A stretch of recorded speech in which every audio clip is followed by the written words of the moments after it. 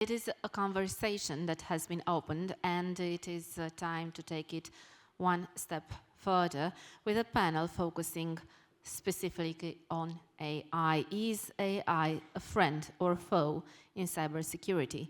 Defending against leveraging AI for cyber attacks. This is the topic of our next panel, and the panel will be focusing precisely on this, exploring the dual role of AI in cybersecurity, examining how AI is being leveraged to enhance defenses while also being exploited by malicious actors in sophisticated cyber attacks, covering strategies to protect AI systems from cyber threats and assess challenges and opportunities that arise from the increasing integration of AI in both offensive and defensive cybersecurity efforts. Now, I would like to welcome onto the stage our speakers for this panel, Ms. KUBECKA, founder and CEO of HypaSec, author of Hack the World with OSINT, ethical hacker, cyber terrorism smasher. Thank you so much. Mr. Cihan SALIHOДLU, Principal Vice President from Mastercard. Mr. Scott MONGEAU, Lead Solutions Engineer from EU Defense, EMEA Public Sector, Google. Mr. Peter LECHMAN, Director, Enterprise Sales, Eastern Europe, SentinelOne. And Gabriel AVRAMESCU, Chief Product and Technology Officer, Awakeness.AI, Omnient. And the moderator for this panel will be Mr. David TIMIS, AI and Future of Work expert. Thank you very much.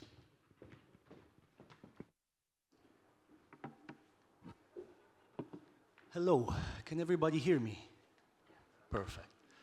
Pleasure to be here. I'm originally Romanian, but obviously for the purpose of our lovely guests, I'll obviously stick to English, as most of the other moderators and speakers this past few days.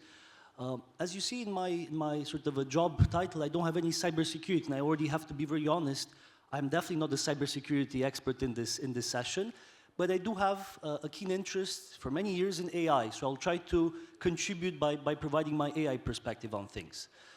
But enough about me, and actually allow me to, I have a long list of questions here, but as much as the list is long, there's always room for audience engagement, so I do want you to already start thinking, if you haven't already, of potential questions that you could ask our distinguished speakers here today, because there will be room for it towards the end of the panel. So, long story short, you know, when AI was brought to the public, because, you know, most of the companies that you represent and, you know, your experiences are a testament to it, AI is not new, even for us, the general public. We've been using AI tools for many years, but since the launch of ChatGPT in 2022, November, it became much more of a public, consumer-facing app, and sort of that's how the first people, you know, in the general public interacted with AI.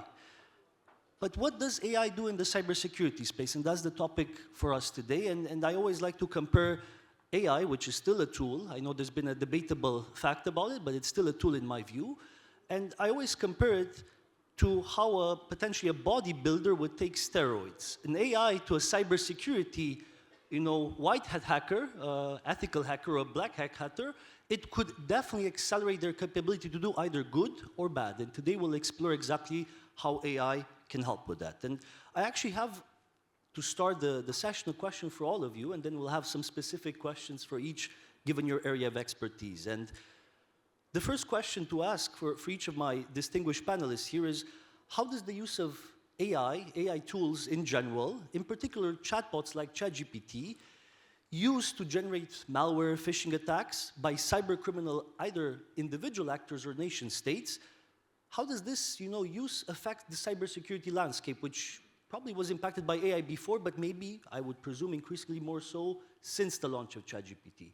And maybe we can go in turns, you know, from my right. Cihan, if you don't mind, I can pass you the mic as well. Okay. Hello, everyone. Yes, ChatGPT is not anything hypothetical at the moment. We all use it, and the likes of ChatGPT. It is really, it can be significantly useful, especially while putting together a text that is realistic and convincing, so you can actually customize the message however you want. From that perspective, use of ChatGPT and likes of ChatGPT has been very useful for the threat actors as they are building their phishing campaigns, making it more convincing, more realistic. So this is the first use, and it's been very effective, by the way, because the messages or the content that you create using AI can be very convincing. It's not really easy to distinguish between the fact and fake messages that you receive. And in my opinion, this is one of the biggest threats today related to AI at the moment. Thank you. So I dabble both in the offense and defensive side. And the other evening, I was looking at a particular exploit that is a few years old, but you have to understand that many attackers use older exploits because there are so many systems out there that have not been patched and updated, right? And I saw that the exploit that was available on GitHub needed some improvement. So I went ahead and did an experiment for science. And I was able to have one of my GPTs refactor that code, update it, add some great comments, some unit tests, and improve that particular exploit, as well as provide complete instructions of how to use the updated exploit so that I could then, if I were a nefarious attacker, very quickly roll that out. And the entire process took about 10 minutes total. And the way I see it is, it's able to accelerate things like that. As my distinguished guest had mentioned, phishing attacks, an acceleration of that. The same thing can occur with different types of malware and exploit code that's already out there. So it's one thing to think about because it can generate very quickly, not just generate a lovely business email, but also generate a lovely malicious email.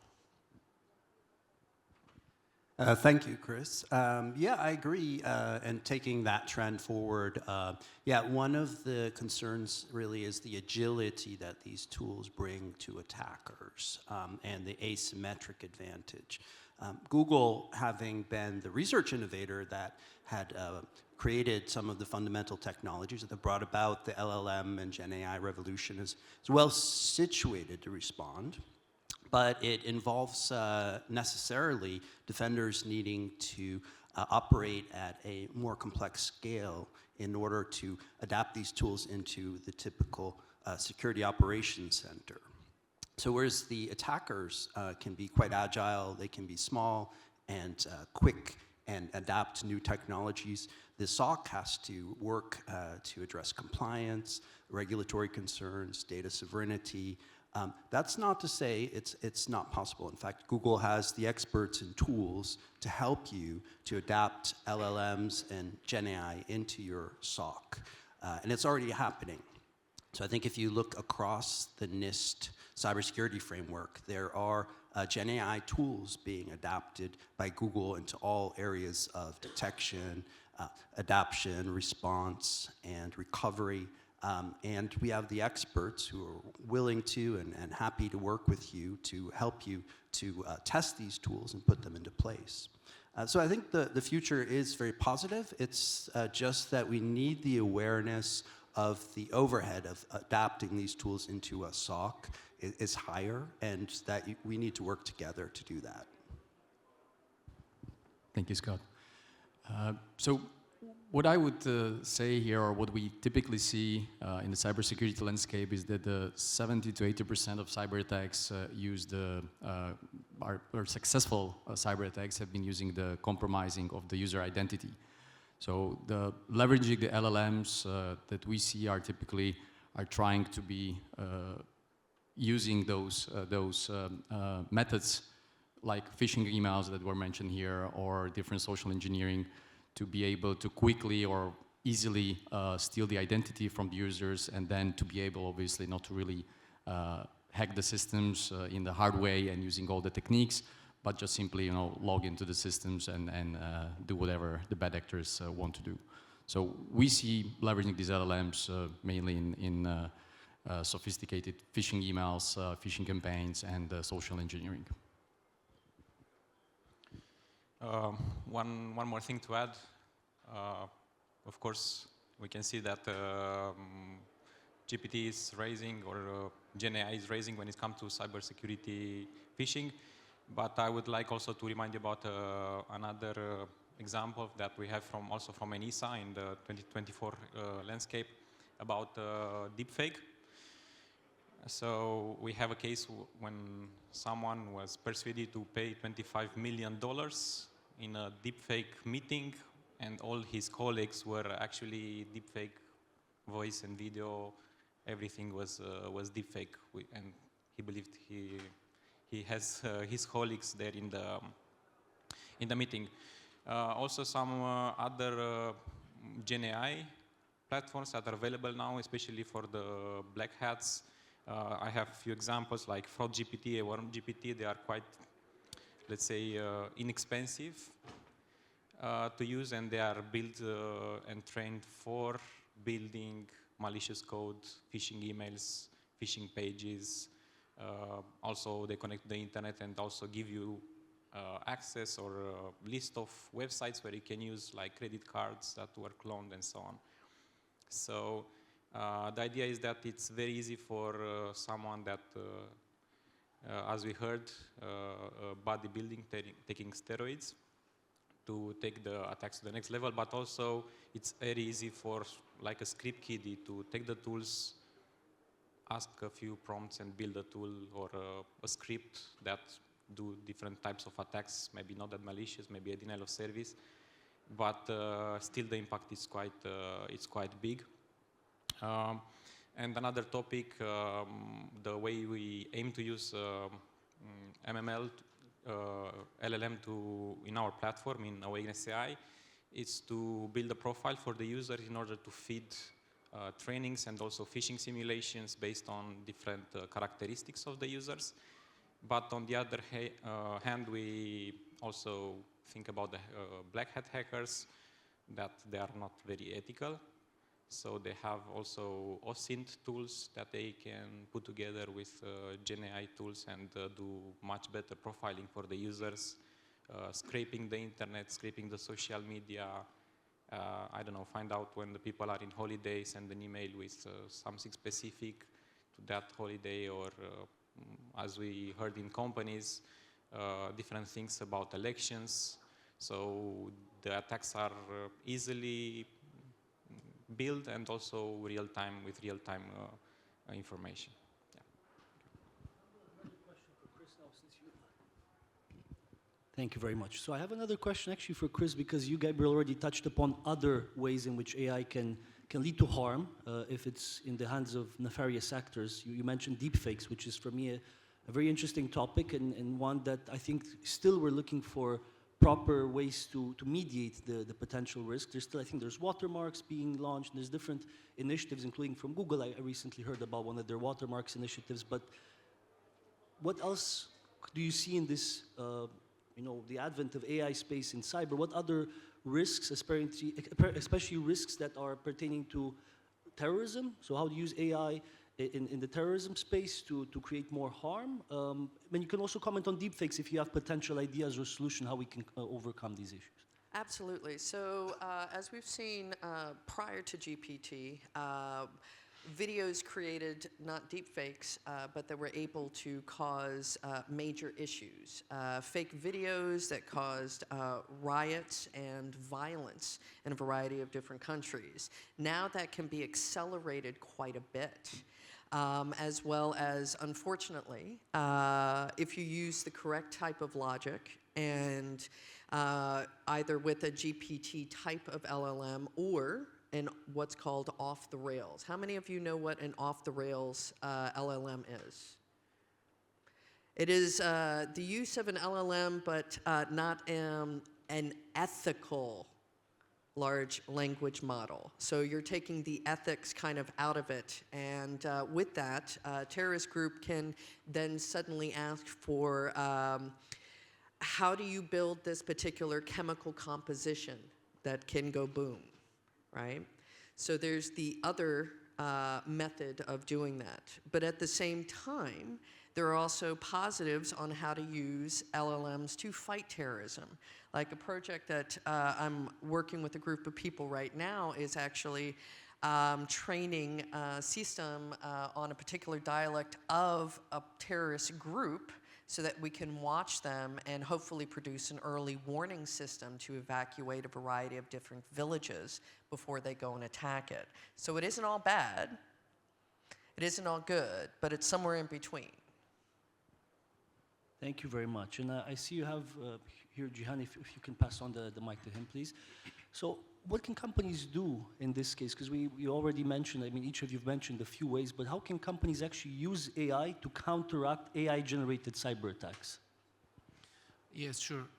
First of all, AI should be embedded into the strategy of the organization. So, and it should be designed in a way that is going to support the overall goals of the organization. So AI security strategy, cybersecurity strategy, AI security strategy, so all of these should be aligned and working towards the same goal. So first of all, the strategy should be laid out by the organization. And according to that, of course, after setting up the strategy, you should build an organization to execute on that strategy. So then you need to build the necessary organization for that. After that, you need to build the processes that is going to work for you and address the needs of the organization. And after all of these things are done, strategy, organization, and the processes, then technology should be coming as an enabler. So at this point, you should be deciding how you're going to be leveraging AI to fight against cybersecurity threats or other means of adversaries waiting to get a hold of your crown jewels of your organization. So this is how you should be taking this into your life, not the other way around, like trying to adapt into the capabilities of the AI. So you should be aware of what AI can do and what cannot do. Based on that, you should be taking that into your organization. And after all of these things are done, strategy, organization, processes, and the technology, you should also set up a structure to monitor the progress and effectiveness of these controls in place. Monitoring and assessment or audit process to measure that on a continuous basis. The results of these assessments can be an input for your next 5 years strategy, or you can also go back and revisit your strategy that you set up at the beginning. And based on that, you can design the whole thing all at once. But some of the things, of course, the capabilities of AI today, it's like automating the SOC process, detection and response process. These are all of the things that AI already can do. But for the upcoming years, there's going to be more sophisticated way of taking over the rudimentary tasks of the security teams. And it should be deployed in such a way. Thank you. And I'll address a similar question to our distinguished guests from SentinelOne, from Google, and also Gabriel, just to understand how your organizations are using AI to counteract AI-generated cyber attacks. Yeah, thank you. And I would echo the fine responses I've heard already. It's a testament to the quality of this panel by saying that indeed the issues really here are first to look at the advantages given by these tools to attackers, one of which is scale and speed, the other being the ability to operate with great agility and to vary attacks and approaches very quickly, for instance, to adapt malware very rapidly. So what the defenders can bring to the table using similar tools and measures is, first of all, brute force countermeasures. So Google makes a number of tools available, for instance, Cloud Armor. Last year, we blocked a DDoS attack that was upwards of 398 million requests per second. For an idea of the scale of that, it's nearly a full month of Wikipedia requests within a minute. So it's just an immense scale of hammering websites. And so Cloud Armor acts as a sponge just to simply absorb those, and the website continues to operate. And Cloud Armor is used right now to protect key websites from the Ukrainian government and news services, which are under constant attack from DDoS attacks. The second ability is to respond with our own variability and agility. And echoing the responses from the panel, I agree that this means fine-tuning the SOC to be more performant, to be more surgical, to improve the quality of SOC operations. And I'm not here to promote this, but I've written an academic book on this topic. In fact, don't buy it. The publisher charges too much. Just connect with me on LinkedIn and I'll give you a free research copy. But this goes into detail on how to improve SOC operations with machine learning and AI tooling. And in particular, to improve data quality, to improve collaboration between different experts, and also to embed scientific processes into a SOC, where cybersecurity experts are put upon enough, and we can't expect them always to think or act like a scientist, but we can embed scientific processes into SOCs, and I think that's one of the promise of automation and tooling. So I think just to sum things up, underneath it all, these are economic factors, and I think that's one of the results of the research that I did, which is that attackers will abandon the attack if it becomes too costly and too time-consuming. So similarly, from a SOC perspective and the defender perspective, we need to focus on that fact and make it just annoying enough and just difficult enough such that the attackers will abandon their aggression because of the economic investment that they cannot maintain. So maybe just to give you a little bit of, let's say, history of SentinelOne, we're not too new to the AI.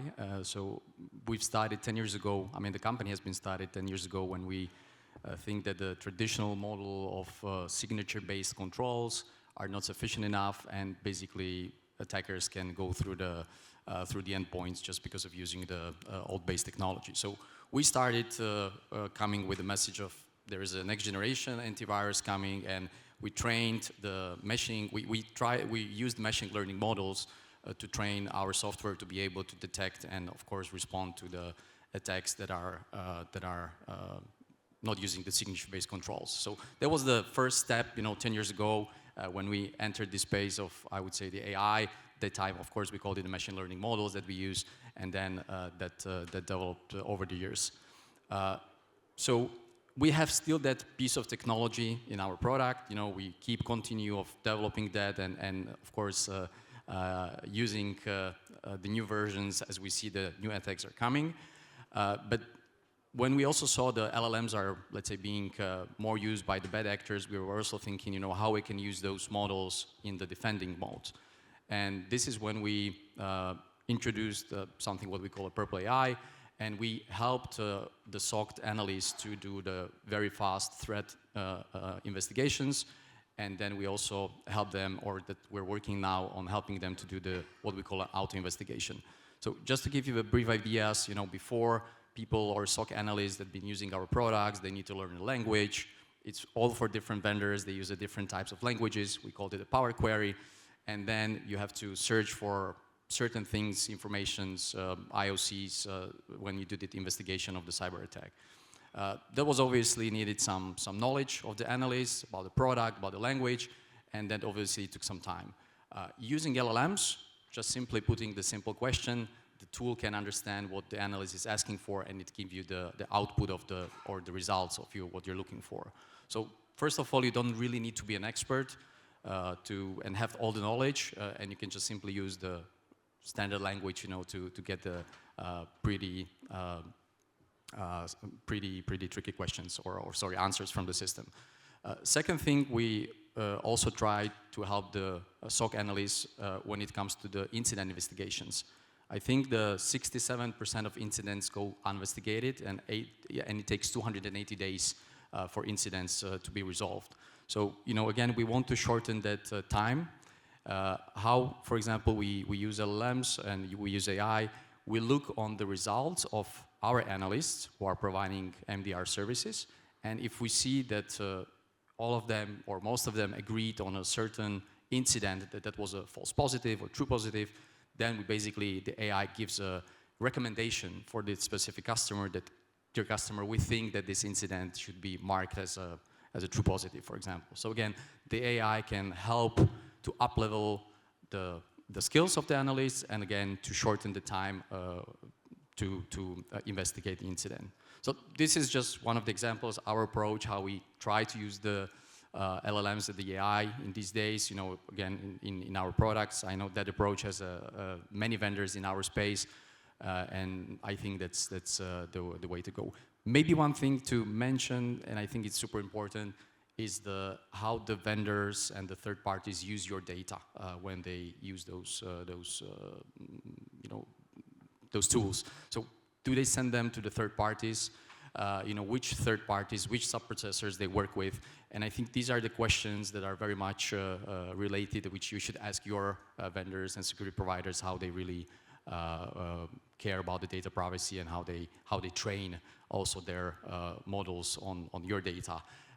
And these are the questions I think you should be asking your providers. Okay, so I also agree that so security operation centers are a very good way to go. So I believe that through collaboration in between also government, companies, and so on, we can fight against this. And a little bit of context, at Awakeness.AI, we are cybersecurity awareness training company. So we look more at the human factor on all of this. So yeah, human factor has been overlooked for many years. Nowadays come again in focus, because we can see what kind of damage we can have, and how we try to build up on this technology and human is also to stay very close and maybe be very up to date with the attacks, and by integrating our product with different SOC providers, or not providers, but also companies that run SOCs, we can have access to in almost real-time attacks that happen in different industries, because it's a SOC that is integrated with different companies as well. It's a CERT actually. It's more than that. So we can look at the attacks that are happening, and we can take those attacks and build in our platform, so the users stay ahead a little bit, or at least to be up to date with what's happening as well. So I believe that fighting against all of this, again, is very important to put accent on cybersecurity training and awareness for the users. Thank you very much. And you touched towards the end of your answer, Gabriel, on some actually follow-up questions I'll have also for each of you concerning to what individuals can actually do to defend themselves, because I always like to use the sort of a line, you're as strong as your weakest link, and that is either if you're a company or a governmental agency, if your weakest link, maybe it's the more junior person in the team or the recent person the team hired. If they're not trained in the basics of cybersecurity, everybody can then suffer. But I'll get down to that in a second. I'm just looking at the time, and I see we're more or less halfway through the session. I wanted to have the chance to engage just for a second with the audience. And there's not going to be any, pointing out on anybody to answer a question or to ask a question, but I have a question for all of you, which was prompted by the organizers. Is AI a friend or a foe in cybersecurity? And you've already heard each of our distinguished speakers start by mentioning some of the risks. How can AI be used for nefarious bad purposes, but also how can AI be a friend for any cybersecurity specialist? So, just to gauge the sentiment in the room, is AI a friend by show of hand in cybersecurity? Okay, I see it's a mixed perspective. Is AI an enemy when used in cybersecurity? Shall we say that the question is not correctly phrased? You can. Please, argue. It's both, really. I mean, it's not either or. It's definitely both. So we can discuss how much it's more helpful than dangerous, but it's definitely both. Thank you. So we do go back to my point in the beginning. It's a tool. It's who uses it for good or bad purposes. But it was interesting to get your response to that, and I saw there's quite a bit of sitting on the fence in the room, so that's what I wanted to get, to understand a bit where you each stand, and then to follow up, given that we have individuals in the room working for private sector, for public sector, for all sorts of organizations, what can each of them do to better prepare themselves for cybersecurity threats, which indeed, in most cases, are phishing attacks, stealing people's credentials? And maybe here again, who wants to answer? Because I know this was maybe a bit outside of our line of questioning, but if any of you have ideas of what can individuals do, and I see Chris taking the mic, and Cihan, you can go next. Well, I think individuals, obviously there needs to be a certain level of awareness. There also needs to be an acceleration for multi-factor authentication, for the use of tools on a variety of different services. I especially see banking, which is a big target, that have to up their security. Now, I used to live in the United States, and one of the things that really frustrated me about the banking in the US was the security is not very great. So you can guess certain things by publicly available taxpayer ID number, your mother's maiden name. These are standard security questions. These should not be ways to get into your banking account in any country.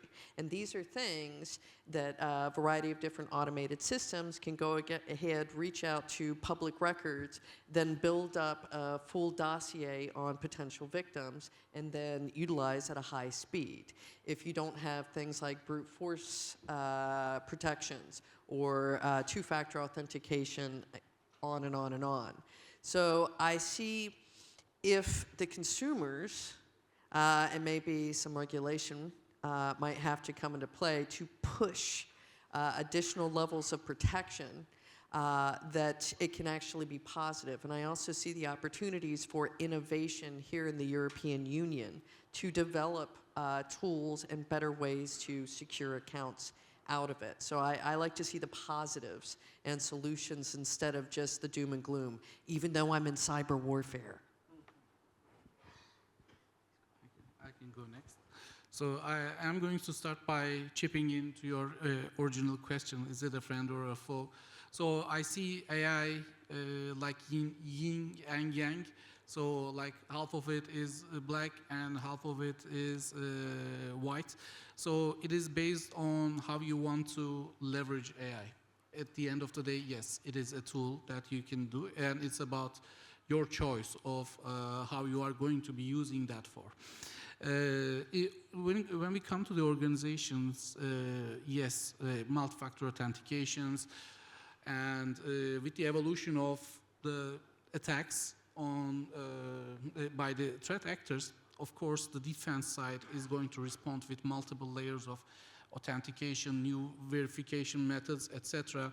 But the foundation of all of this is going to be the awareness of the organization. Everybody should be aware of the risks. The new kind of, the contemporary ways of getting into the organizations.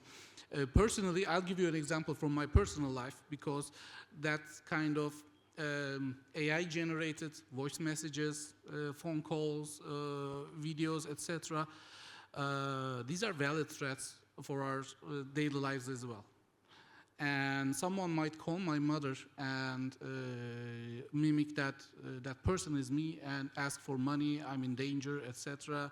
Or my kids, I have 2 kids, I have my mother who is a senior citizen. So in order to, I mean, this may not be a best practice, but I'm just giving you an example from my personal life. We decided to come up with a code, and in the time of distress, unless that person gives me that code or I give them this code, they're not going to believe that this call is genuine. So this is something that, I'm repeating again, it's not it may not be a best practice, but as a cybersecurity professional, that's what I wanted to come up with. For larger organizations, there are multiple layers of approval mechanisms, etc., before a payment is approved or an access is granted. But smaller organizations, the threat is bigger. If the approval is all about that person and the supervisor, so if they are conducting business with their phone calls, for instance, that is a real threat for them. In that case, they may be using some codes as well, code phrases, code words, etc. So just I wanted to add that. Yeah, I think it's quite relevant for the crowd because I don't know how familiar you are. In Romania, there was, and again, I'm not living in Romania, so correct me if I'm wrong, but I know there was this many cases, this big scandal of especially elderly people being targeted via the phone by bad actors who want to obviously get money from the elderly people, saying that their children or grandchildren are hurt. And this is actually quite an ingenious way, I might add, to sort of prompt family members to have the secret code or password or just the answer to a question. I think that's quite ingenious, so thank you for sharing this personal note. I have actually two options for Scott, Peter, and Gabriel. You can answer the same question: how can individuals prepare, to be safer from cybersecurity attacks? Or what can small and medium-sized organizations do to leverage AI in their cybersecurity strategies? Because we might have SME owners or people working in SMEs in the room, and I know it's not maybe yet as well known that AI can actually be used in different sized organizations. It's still quite efficient. So you can either answer both or one of them, please. Yeah, so I'll address the individual, but overlapping with organizations, and use the example of Google's protection of the Ukrainian government. Some people are surprised at how involved Google is in protecting the Ukraine, and I can refer to a report that's available called The Fog of War, which gives an overview of the activities that Google is involved with to protect Ukraine and its operating government. And so it's relevant to the individual, which is take a look at the tools you're using. Do your research about your browser, about your productivity tools, and think about how vulnerable they are. And then reflect upon the fact that in one of the most, if not the most contested cyber environments in the entire world at the moment, the Ukraine government is supported by Chrome, Google Chrome, and Google Workspace for productivity. 50,000 workspace licenses were given to the Ukraine government, along with 5,000 security keys. So they operate on Chrome, and they're using Workspace, which is interoperable with another well-known productivity suite that I won't mention, in case you're worried. But that solves a lot of the problems about being able to be productive, being able to use the web, and it's operating right now as we speak. And we're protecting the government and the individuals behind the government. More than that, our experts are providing not only safe browsing through these tools, but there is our group, which is the threat analytics group, which is in constant contact with the Ukraine CERT, and also our advanced protection program, which is a added protection for high-risk individuals, is operating to give them extra analytics and oversight on the use of these tools to be productive and to browse and operate safely. So yeah, that's it. So to address the individual topic, what the users can do to protect themselves, I think it's all about awareness. And I was thinking while the others were speaking about how I'm trying to teach my kids, right, all these new LLMs, do they use it for school, for their own purposes, how what are the threats coming through that? So again, we have a lot of discussions, to be honest.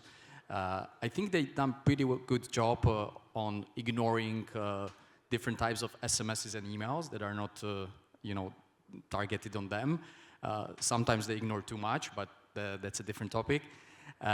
And on the other side, I also see the same type of awareness that my mom has to go through.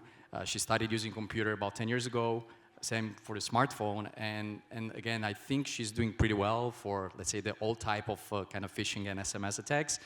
But she's not honestly doing really well on this LLM. So she haven't had an experience of that type of attack that, somebody would calling her on behalf of me and asking for something. So again, that's something that, to be honest, I think we all need to do more awareness for not the professionals like all of this room are, but for for the people who are not using those tools on a daily basis. And to address the SMEs, I would just say that, when at SentinelOne, our product, we serve customers from 50 users and above, and even for the customers who are below 50 users, we have MSSP providers who can serve the customers with the same product, with the same technology. So we don't really see there is a difference that the big enterprises should use a different set of tools. It's more that the SMEs can use the same tools, but most probably they need someone who can help them to use those tools as a managed service, for example. Yeah, with kids using computers and smartphones so early in their lives, we have to look at the future. And yeah, the technology will be always here, will always improve. But again, I underline the importance of awareness for everybody, starting from early age. And going to the companies and the small and medium businesses, it's a very interesting top 10 from OWASP on LLM. And there are some interesting cases presented if you visit the page and read the lecture there. And the one very interesting example that remains with me, it's about, and also coming back to the team, a friend or a foe. Of course, it's like a knife in the kitchen. You can use it for cooking, but also you can use it maliciously. So it's like this. It's a tool, as you said. But of course, you can increase productivity, and we see that in many companies that they adapt different kind of copilots or agents, give access to the email, browse the internet, and so on. So one example that I have in my mind is a company that was breached like this, and they had some important data exposed because the GPT, the agent that they had, read the email, so you can easily interact with that GPT and ask what someone told me, or what was the topic of that meeting, and so on. So because of it read all the emails on all the notes and so on, was a kind of prompt injection with sensitive data exposure. Someone received an email that actually was a prompt, and said to the agent, connect to that website, give a parameter like a filter in the email, give me all the results of this filter, and send this data to this website. And of course was silent, and a lot of the data was lost like this. So again, it's a tool, but we have to be aware what limits we put, because we can say that we are good prompt engineers, but not all of us. We understand very good what's happening behind the scenes, and it's very hard and very difficult to control it. So we have to be aware that it's a tool that can turn against us if we don't use it properly and we don't put very, very good boundaries.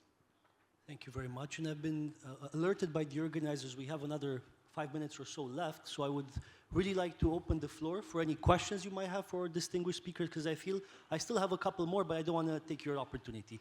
If there's a mic maybe for the lady over there. Thank you. Can you please also introduce yourself and say what organization you represent? Thank you. Octavia Lojnita, Women for Cyber Romania. My questions refer to deepfakes and unethical use of AI. And you mentioned some videos circulating with riots that never happened. I could continue with President Biden announcing a major bank crash, or stick to an apparently inoffensive example, a picture entitled Marilyn Monroe in a time when she was only Norma Jane, a picture that was never taken, but was massively shared across the globe on social media. So my question for you will be, in which extent do you think that the unethical use of AI will influence how historical facts will be introduced to the future generations, so how the history will be written in the future? Thank you. Sounds like a question Novalio Harari would ask if you, if you don't mind. But great question. Anybody would like to take it? So that's a real danger, and I'm glad that you brought it up because, for example, I use AI for trying to organize myself, and I was trying to update links to eventually update my website, and I asked the GPT, hey, could you help me find some valid links and so forth from media stuff? And it gave me one that said that I had been hired on as the senior security advisor for Huawei in Canada, and I've never worked for Huawei. Ever, and I'm actually restricted from working with Huawei due to my citizenship and affiliation with the US government. So with hallucinations, with enough false information that is posted and it then learns and scrapes from it, it can very well rewrite history. So I find it very interesting. Nowadays, I like to tell friends, be sure to buy books. Because you have that proof before generative AI, but it is a big danger because it can scrape valid information, it can scrape false information, and it can then rewrite history. So you have to be very, very careful how it's done. Thank you very much. If I may see if there's any other hands raised, there's a gentleman over there, maybe with the mic. Thank you.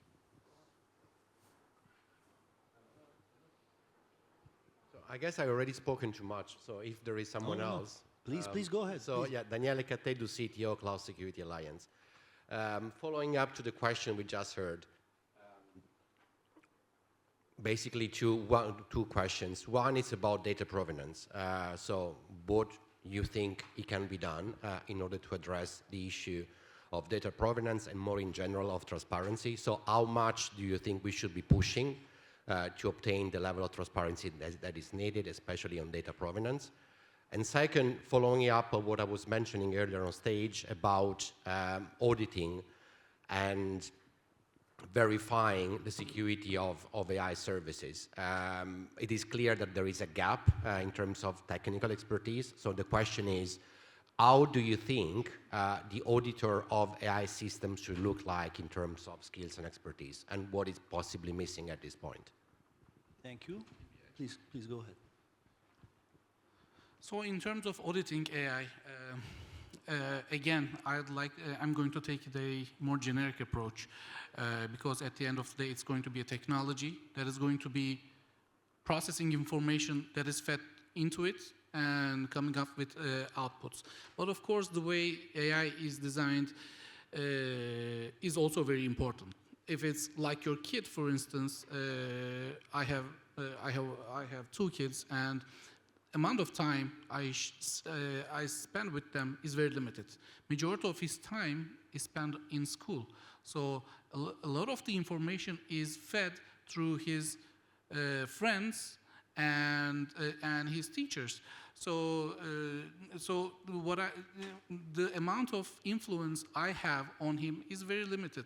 If you design the AI systems like that, where you have a set of data, but it also scans the internet to collect some information, it's not really easy. I mean, you cannot really guarantee that it is going to be responding to incidents as you have imagined. So, but of course, at the end of the day, it's going to be something that can be audited by setting up the sampling methodology. But in the audit approach, there are actually 2 phases: design assessment, control effectiveness assessment. So in the design assessments, first you need to look at the basic principles of the AI, whether it is appropriate or not, if it fits the purpose or not. The second phase is the control effectiveness. In that case, you need to set up a sampling methodology and define some control points. Based on that, you can really audit or evaluate the effectiveness of AI technologies. Just a simple question to your second question. Yeah, I'll just mention briefly that data governance in terms of the tools that are applied is very important to tracking the lineage and security of the data. So for instance, for those who are using Google Cloud, there's metadata management that can be integrated with data warehousing and data fabric type approaches. The second about the AI model security is very important and interesting because I will note that Gen AI, as it's implemented by Google for customers of Google Cloud, can implement their own models in a secure tenant so that if they train those models, the training data stays inside a secure tenant, is not made available to the master model, which is in a distinct conflict with some of the other tools on the market which train back to the master model, creating the situation where you're actually exposing secret data or confidential data into a master model that others can detect. So the isolation of your training model is very important, and we do provide that, and it's available. The last point, I think, is for government facilities that are highly secret. There's the availability of air-gapped cloud technology, where you can train LLMs or Gen AI models in an air-gapped cloud. And that's a big growth area in the cloud market. Thank you. Maybe very short, if you don't mind, any sort of last remarks, Peter, Gabriel, on this question the gentleman asked, if any? Or yeah, just to emphasize what I heard about isolation is very important. And as I said earlier, it's for many people, it's very hard to understand what's happening behind the scene with AI. It's hard to control. It's very dynamic. Therefore, one way to stay safe is to isolate it and to make sure that, and also the example that I gave earlier, it's a very good tool, but put some boundaries. thank you very much. And it's a great way to ask, set your boundaries, both in your personal and professional context. So I want to wrap up, and I know there's still questions, but I was alerted that we're running a bit late. Can we have time for one more question, or it's too... It's a little bit on the edge. So apologies for those of you who still had questions. Thank you for those who already raised them. And thank you very much for my distinguished panelists here, because I've learned a lot from each of you over the past 1 hour. And maybe just as a last note, because I've also learned from you, and I think the gentleman here really raised a good point about the initial question, which prompted me also to reflect. And indeed, it's not just a tool and what we make of it, AI. The idea is, it should be phrased, is AI a friend or a foe? Will AI be used to be a friend or a foe? Because we have agency, and I think that's something very important to remember, because you often hear in the media, what will AI do to you or to your job? It's what will humans do with AI. So I will leave this with you and empower you to use AI for good purposes. Thank you very much.